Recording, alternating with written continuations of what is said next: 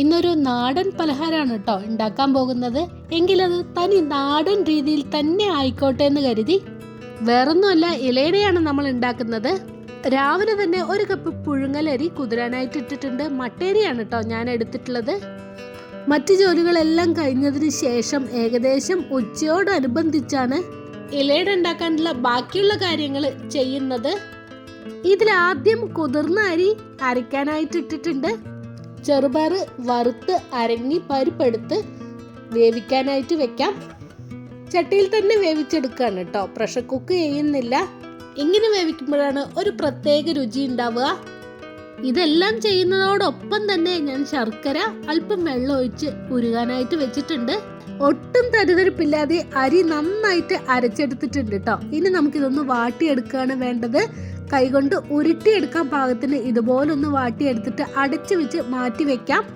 പാകത്തിന് വേവിച്ചെടുത്ത ചെറുപയർ പരിപ്പിലോട്ട് ആവശ്യത്തിനുള്ള ശർക്കര പാനി ഒഴിച്ചു കൊടുത്ത് കുറുക്കി എടുത്തിട്ടുണ്ട്. ഇനി അതിലോട്ട് നാളികേരം ചിരുവിയതും അല്പം ഏലക്കപ്പൊടിയും ചേർത്ത് കൊടുത്ത് നന്നായിട്ട് ഇളക്കി യോജിപ്പിച്ചതിന് ശേഷം മാറ്റി വെക്കാം. അത്യാവശ്യം കട്ടിയായിട്ടുള്ള ഫില്ലിംഗ് ആണ് നമുക്ക് ആവശ്യം.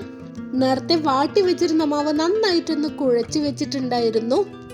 വാഴയിലയിൽ അല്പം വെളിച്ചെണ്ണ തൂത്തു കൊടുത്തതിന് ശേഷം മാവ് ഉരുട്ടിയെടുത്ത് വാഴയിലയിൽ വെച്ച് ഇതുപോലൊന്ന് കനം കുറച്ച് പരത്തിയെടുക്കണം.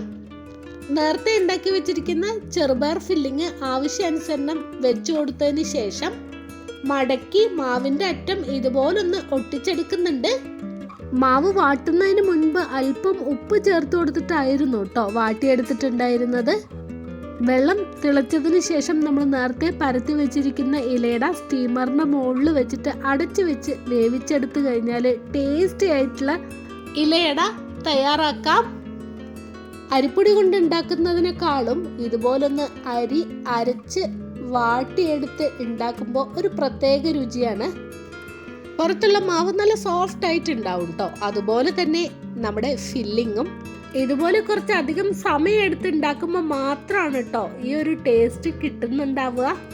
ഇങ്ങനെ ഉണ്ടാക്കി കഴിച്ചവർക്ക് മാത്രമാണ് ഇതിൻ്റെ യഥാർത്ഥ രുചി അറിയുള്ളൂ. വാഴയില കൊണ്ടുവന്നതും ഇലയുടെ ഉണ്ടാക്കണമെന്ന് വിചാരിച്ചെങ്കിലും പഴുത്തതിന് ശേഷമാണ് കേട്ടോ ഇലയുടെ ഉണ്ടാക്കാനായിട്ട് സാധിച്ചത്. ഏതായാലും കുറച്ചധികം സമയമുള്ളപ്പോൾ ഇതുപോലൊന്ന് ട്രൈ ചെയ്ത് നോക്കുക. വീഡിയോനെ കുറിച്ചുള്ള നിങ്ങളുടെ അഭിപ്രായങ്ങൾ കമൻറ്റ് ബോക്സിൽ അറിയിക്കുക. വീഡിയോ ഇഷ്ടപ്പെട്ടു കഴിഞ്ഞാൽ ഒന്ന് ലൈക്ക് ചെയ്യാനും ഷെയർ ചെയ്യാനും മറക്കരുത്. സബ്സ്ക്രൈബ് ചെയ്യാതെ കാണുന്നവർ ഒന്ന് സബ്സ്ക്രൈബ് ചെയ്ത് സപ്പോർട്ട് ചെയ്യുക. മറ്റൊരു വീഡിയോയുമായി വീണ്ടും കാണാം. അതുവരെയും ബൈ. Thank you.